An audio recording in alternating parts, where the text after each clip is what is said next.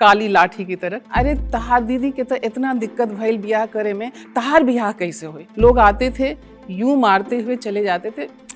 मजा नहीं आया यार, मालदार नहीं है। मेरी एक ननद ने मेरी सास से पूछा कि अम्मा भैया कहीं किसी हिजड़े से तो नहीं शादी करके आ गए?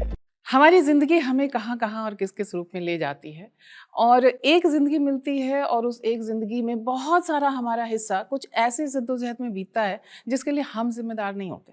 जी हाँ, मैं अपनी कहानी कुछ इसी तरीके से आपको बताने वाली हूँ। बहुत छोटी सी जगह मधुबनी बिहार का एक सब डिविजनल एरिया जो आज डिस्ट्रिक्ट टाउन है, वहाँ से मैं हूँ। वहाँ पली बढ़ी, सारी पढ़ाई लिखाई वहीं पे की। मेरे पेरेंट्स टीचर थे और माँ मेरी अपने समय की 1936 की गोल्ड मेडलिस्ट थी। प्लेसमेंट उनका उस समय ही हो गया था।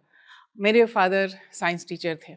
मैं 6 भाई बहनों में सबसे छोटी थी तो थोड़ी दुलारी भी थी। लेकिन हमारा आसपास एक ऐसे माहौल से और एक ऐसी मानसिकता से गुजरता है जिसकी मैं कहूँ कि मैं उसके घेरे में आती रही। और पूरे मोहल्ले में मेरे भाई बहन सब बड़े खूबसूरत थे और मुझे आप देख ही रहे हैं कि मैं क्या हूँ और कैसे हूँ। तो पूरे मोहल्ले में सब मेरी माँ को यही कहते थे कि इसकी शादी कैसे होगी, ये तो इतनी बदसूरत है, ये तो देखने में अच्छी भी नहीं है। क्योंकि मुझसे मेरी बड़ी बहन जो है वो बड़ी खूबसूरत थी, उसकी शादी में थोड़ी सी दिक्कत आई थी, जो भी कारण रहे हो। तो सब सीधा सीधा मेरे पास आते थे और कहते थे कोई भोजपुरी में तो कोई मैथिली में, अरे तहार दीदी के तो इतना दिक्कत भइल बियाह करे में, तहार बियाह कैसे हुई? अब मैं इसका क्या जवाब देती? आइए बचपन से शुरू करूँ। मेरे मन में हमेशा एक रहता था कि मैं कुछ ऐसा करूं कि लोग मुझे जानें। ये बचपन से मेरी ख्वाहिश थी।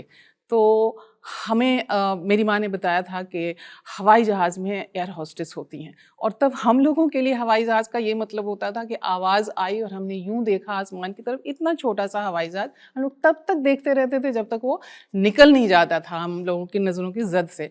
तो मैंने कहा कि मैं एयर होस्टेस बनूंगी। तो सब ने यूं ही फिस से हंसे सबके सब और कहते हैं शक्ल देखी है। तो मेरी समझ में आया, कहा कि एयर होस्टेस बनने के लिए 2 चीज़ें ज़रूरी होती हैं, खूबसूरत होना और इंग्लिश में पारंगत होना। तो हमने कहा इंग्लिश तो सीख लेंगे, कोई बड़ी बात नहीं है, लेकिन अब खूबसूरत होना ये मैं कैसे कर सकती हूँ, ये तो मैं नहीं कर सकती। तो वो ऐसे ही हमारी ज़िंदगी और जर्नी चलती रही, और भी बहुत सारे टर्मोइल्स आते रहे। मेरे एक चाचा थे, उनका कहना था, उन्हें इस बात का बड़ा गुमान था कि उनके 5 बेटे थे और पाँचों बेटे ग्रेजुएट थे। उस समय ग्रेजुएट होना बहुत बड़ी बात मानी जाती थी। तो हम लोगों से बात है, लेकिन फिर ये है कि चरे हुए थे जिसे कहते हैं कि चलते जाओ, कि जब तक चलेंगे नहीं तब तक दिखेंगे नहीं, तब तक बढ़ेंगे नहीं, और तब तक हम आपको बताएंगे नहीं कि हम क्या हैं और कैसे हैं और किस तरह से निकल के आए हैं।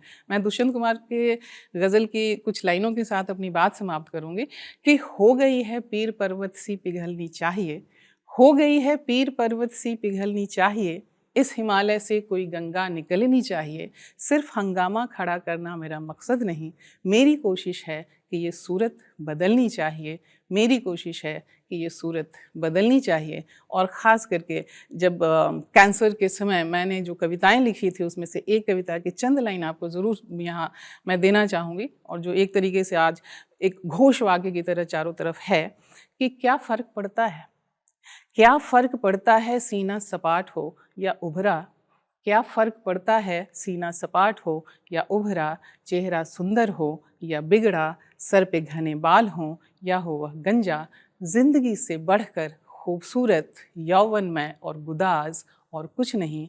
इसलिए आओ मनाएं जश्न जीवन का, आओ मनाएं जश्न ज़िंदगी के इस यौवन का। Thank you so much.